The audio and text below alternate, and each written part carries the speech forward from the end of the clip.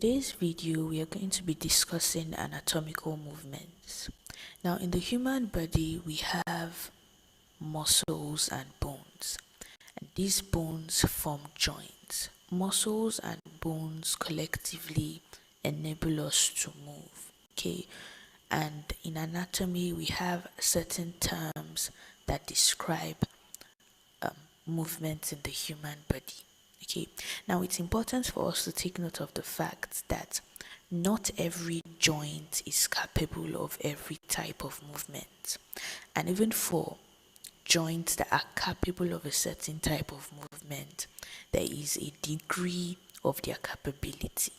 Okay, so the movements would be considering mainly antagonistic. Okay, so one movement does the action and the corresponding antagonistic movement will undo the action, and the first pair of movements would be considering we have flexion and extension. Now, flexion basically has to do with bending, okay? So bending between two parts, that's decreasing the angle between two parts. So let's assume this is your arm and this is your forearm. Okay, now this is your arm and forearm in the anatomical position with the palm facing forward. So this is our assumption. Now flexion would be decreasing the angle, that is bringing your forearm upwards closer to your arm. Okay, that would be flexion. And extension would be undoing this process by straightening and increasing the angle between your arm and your forearm. Okay, now let's take a look at abduction and adduction. Okay, so abduction and adduction. Now, abduction, whenever we hear the word abduct means to take away or to kidnap. Okay, now abduction moves the body parts away from the midline. So if this is the trunk and here we have the arm, okay, what abduction does is that it takes the arm away from the body. So we have the arm in this position, okay, and adduction reverses would undo this process and bring the arm back towards the midline or towards the body. Okay, bringing it back towards the body, towards the midline of the body. Next, let's consider protrusion and retraction. Now, protraction has to do with moving a part of the body forward, okay, like jutting your chin. Now, this is protraction. So, the man in this picture is jutting his chin, he's moving his chin forward, okay, that is protraction. Retraction does the opposite by pulling the body part backwards. So in this case, he is retracting his chin. Okay, so this is retraction and protraction, two antagonistic movements. Okay, now let's consider circumduction. What is circumduction? Circumduction has to do with circular motion. Okay, and a good example is when performing arm circles. Okay, so circumduction combines flexion, extension, abduction, and adduction. Okay, so when performing arm circles, so you have the trunk, for example, and the arm. So circumduction would be performing arm circles. So you flex your arm, abduct it, extend it, and then adduct it. Okay, this is an example of circumduction, so performing arm circles. Okay, now another thing I forgot to mention while discussing flexion and extension is that when you move your arm, backward, that's making use of your shoulder joint, moving your arm backward, that is an example of extension. Okay, and flexion would be moving your arms forward. Okay, moving your arm forward. So this is important for us to take note of that when discussing circumduction, because circumduction employs that type of flexion and extension. Okay, so the next pair of movements we'd be looking at is medial rotation and lateral rotation. Okay, so medial rotation and lateral rotation. Lateral rotation. Now, medial rotation has to do with moving the parts of the body around the long axis such that the anterior surface faces or moves towards the midline. Now, a good explanation of this would be, so you have, these pictures are not so good, but then you have your feet facing forward in this way. Okay, let's assume this is the anatomical position.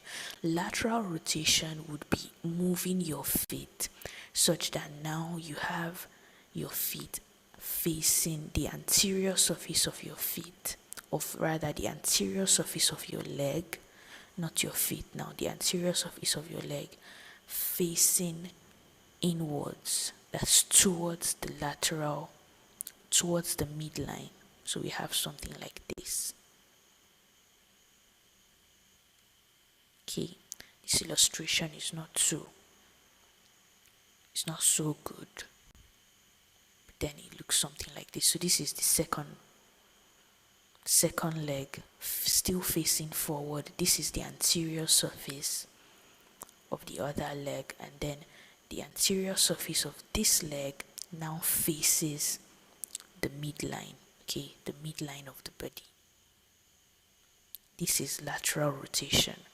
Now, this is medial rotation. Lateral rotation would undo this process and move in the opposite direction. So in this case, what we would have is, the midline of the body, here.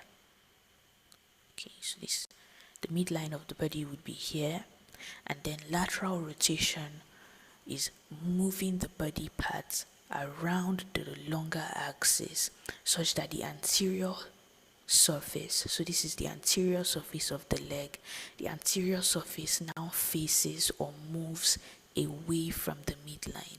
So this is the midline of the body, and we can see that now the anterior surface has moved away from the midline. So this is the leg anterior surface, and this is the other leg. This is the anterior surface still facing forward in the anatomical position.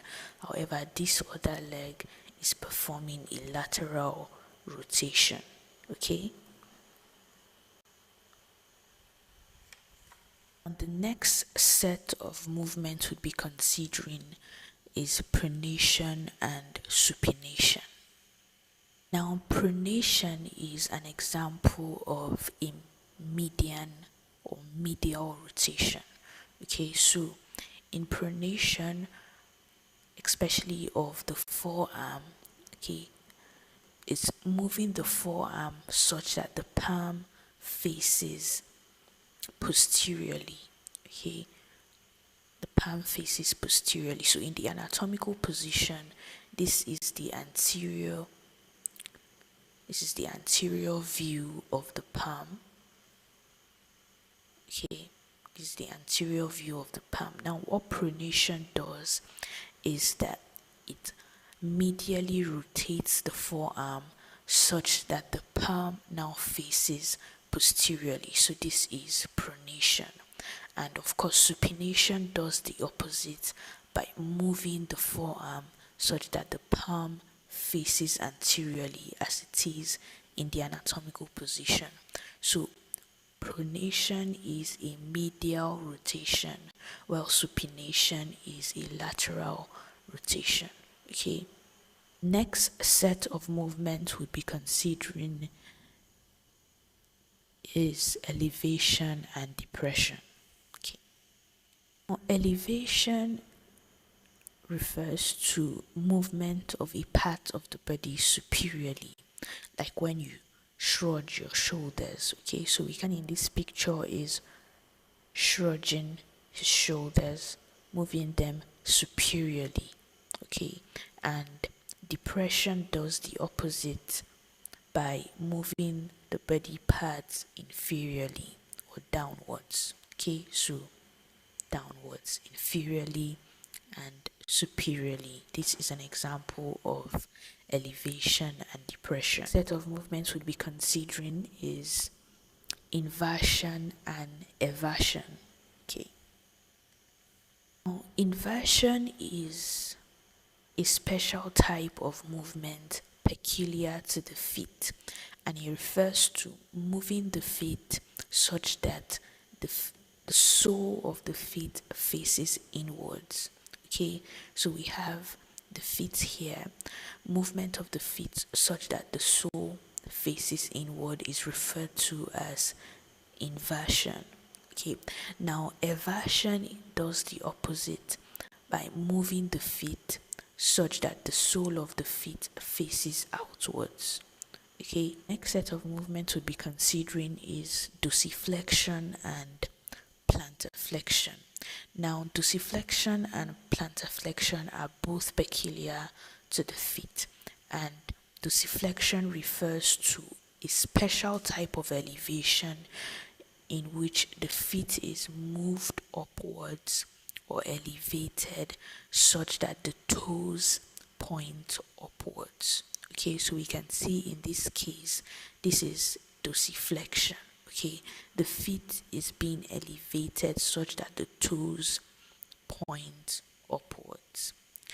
Now, this is plantar flexion. In plantar flexion, it's a special type of depression in which the feet is moved downwards so that the toes can point in the downward direction. Okay, these are the anatomical movements that we'll be considering for this video. If you liked this video, please give it a thumbs up and don't forget to subscribe. Thank you for watching till